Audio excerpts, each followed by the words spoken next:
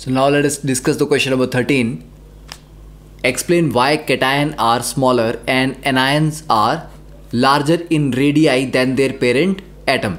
तो कोई भी एटम A है, अगर वो इलेक्ट्रॉन गेन करके A नेगेटिव बनाता है और इलेक्ट्रॉन लूज़ करके A पॉजिटिव बनाता है, तो जैसे कि अपने प्रीवियस लेक्चर में भी देखा था कि A के पास अगर 8 प्रोटॉन्स हैं और 8 इलेक्ट्रॉन्स हैं, अगर वो गेन करेगा एक इलेक्ट्रॉन तो अब 8 प्रोटॉन और 9 इलेक्ट्रॉन्स हो जाएंगे, और अगर लूज़ करता है इलेक्ट्रॉन तो 8 प्रोटॉन और 7 इलेक्ट्रॉन रह जाएंगे। ठीक है, तो इसके अकॉर्डिंग जब उसके पास 8 प्रोटॉन और इलेक्ट्रॉन थे तो 1:1 रेशियो थी, एक प्रोटॉन एक इलेक्ट्रॉन को बैलेंस कर रहा है।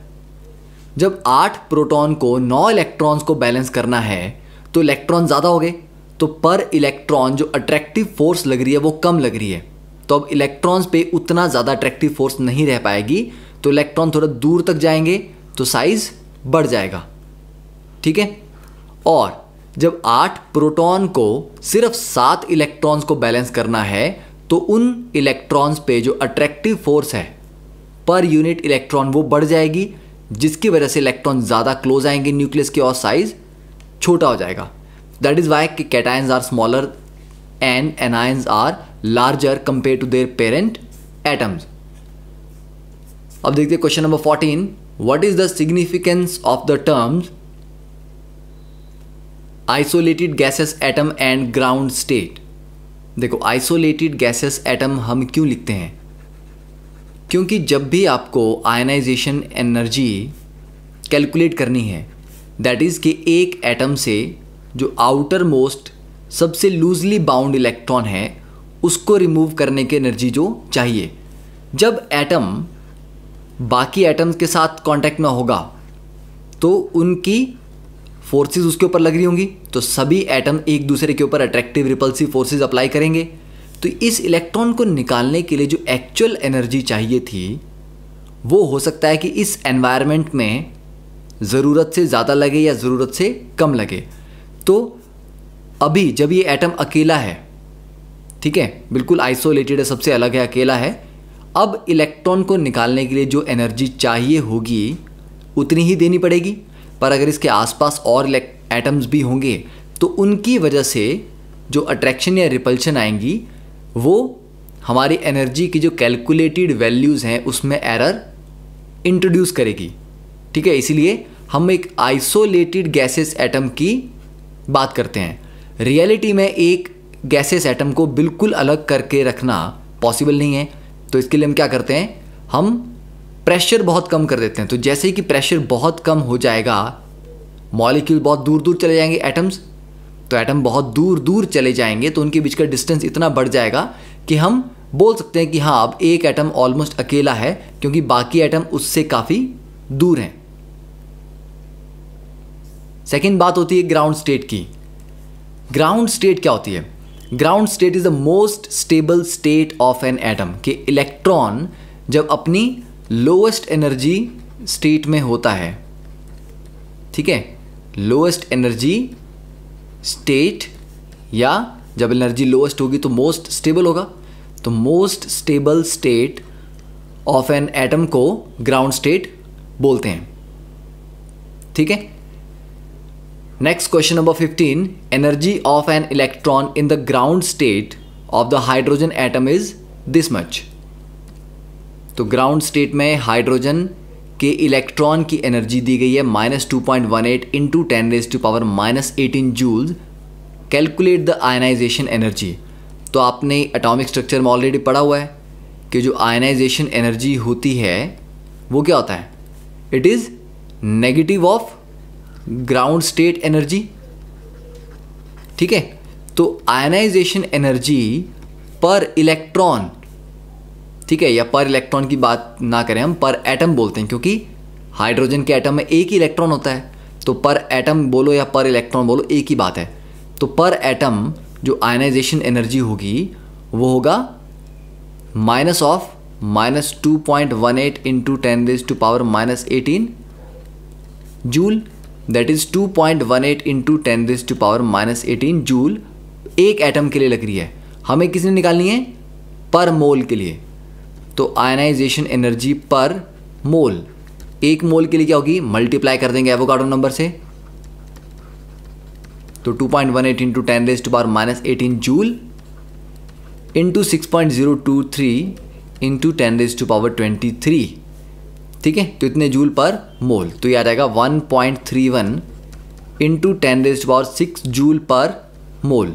तो ये ध्यान रखना कि यहाँ पर जो आपको वैल्यू है वो जूल में एक एटम के लिए दी हुई है, और जो आयनाइजेशन एनर्जी है वो पर मोल कैलकुलेट करने के लिए पूछा गया है, ठीक है। Then question number 16, among the second period elements actual ionization enthalpies are in the order, कि लिथियम के बाद बोरॉन आता है, बोरॉन से बाद बेरिलियम आता है, मतलब बेरिलियम हाई है, फिर कार्बन ऑक्सीजन से बाद में नाइट्रोजन आता है, ठीक है, फिर फ्लोरीन, फिर नियॉन। पहली बात, बेरिलियम हैज़ हायर, तो नॉर्मल जो ऑर्डर है जब आप चलते हो तो लिथियम के बाद तो बेरिलियम आता है, फिर बोरॉन, फिर कार्बन, फिर नाइट्रोजन, फिर ऑक्सीजन। तो ये बेरिलियम और बोरॉन आपस में आगे पीछे क्यों हो गए, और ये नाइट्रोजन ऑक्सीजन आगे पीछे क्यों हो गए?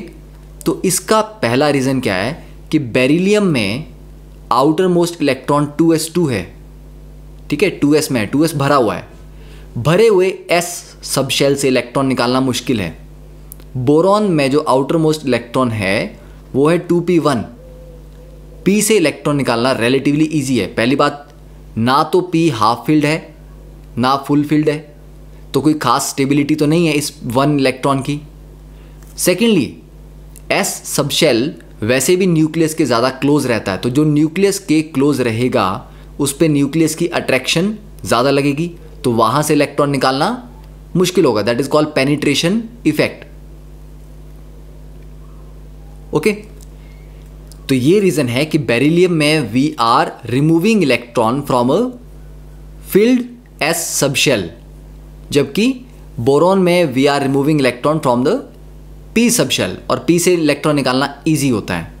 फिर नाइट्रोजन और ऑक्सीजन की बात करें तो नाइट्रोजन में ये 2p3 है, मतलब p एग्जैक्टली हाफ फील्ड है, तो हाफ फील्ड ऑर्बिटल या सब शेल वैसे भी ज़्यादा स्टेबल होती हैं, ठीक है। ऑक्सीजन में ये 2p4 है, तो हाफ फील्ड सब शेल नहीं है, पर 2p4 से एक इलेक्ट्रॉन लूज कर दिया जाए तो 2p3 आ जाएगा, मतलब ऑक्सीजन एक इलेक्ट्रॉन लूज करके स्टेबिलिटी ले सकती है, पर नाइट्रोजन तो ऑलरेडी स्टेबल है, तो स्टेबल से इलेक्ट्रॉन निकालना ज़्यादा मुश्किल होता है। दैट इज़ वाई नाइट्रोजन के लिए आयनाइजेशन एनर्जी बढ़ जाती है और वो आगे चला जाता है, ठीक है। तो दिस इज द रीज़न कि बेरिलियम और नाइट्रोजन के केस में ये एक्सेप्शन क्यों आती हैं, ठीक है। तो आई थिंक इतना क्लियर है। बाकी तो सिंपल है, oxygen has lower delta H ionization than nitrogen and fluorine, तो नाइट्रोजन से कम वो तो समझ आता है, फ्लोरीन से तो कम होना ही था, क्योंकि फ्लोरीन अलॉन्ग द पीरियड जा रहे हो तो Z इफेक्टिव बढ़ रहा है, Z इफेक्टिव बढ़ेगा तो आयनाइजेशन बढ़ेगी, तो फ्लोरीन की बढ़ेगी, उसके बाद नियॉन की बढ़ेगी, ठीक है। तो I think 16th question is clear. Then question number 17, how would you explain the fact that the first ionisation enthalpy of sodium is lower than that of magnesium but it's, हाँ now it's a good question, ये आपको S block में भी question आएगा।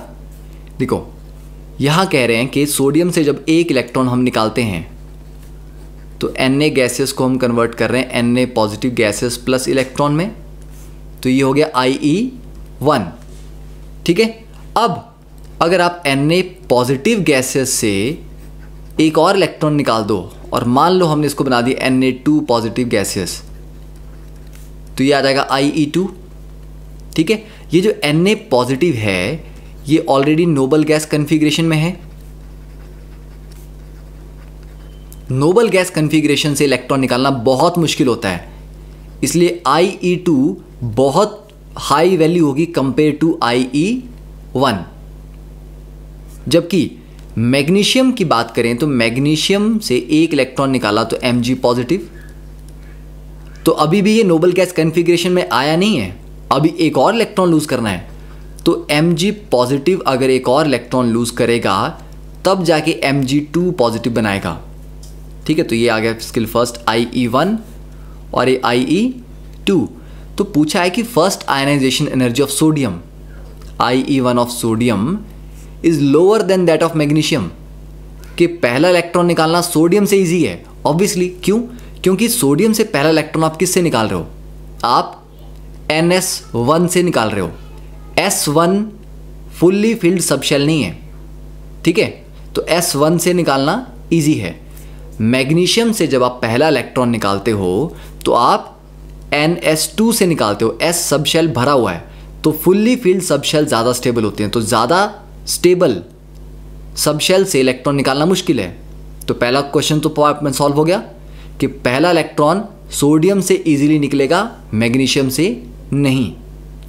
Second, अब देखो एक electron निकालने के बाद सोडियम तो नोबल गैस कॉन्फ़िगरेशन में आ गया, अब अगला इलेक्ट्रॉन निकालना बहुत मुश्किल है।